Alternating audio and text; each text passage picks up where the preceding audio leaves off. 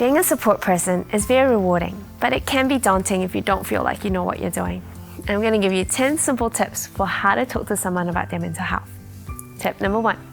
Before approaching someone to talk, make a plan so that you're feeling calm. It's best not to stick with the plan though if it doesn't feel right. The most important thing is just to be present in the moment with the person you're supporting. Tip number 2.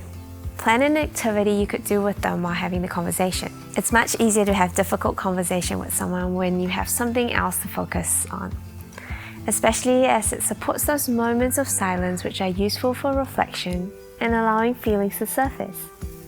For example, going for a walk or gardening together. Tip number 3.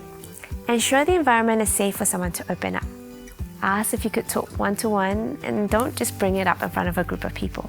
Also, check if they're in the right headspace by asking their permission to have the conversation.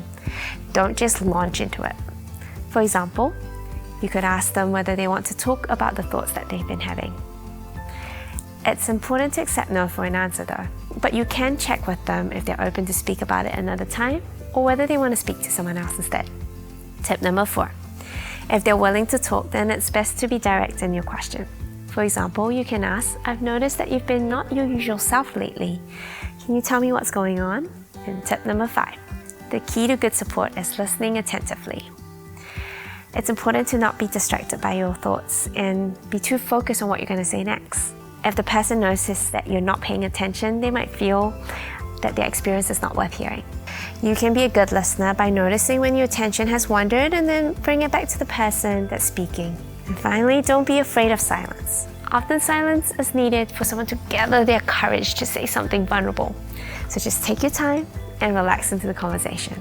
In the next video, I'll be sharing the next 5 tips with you.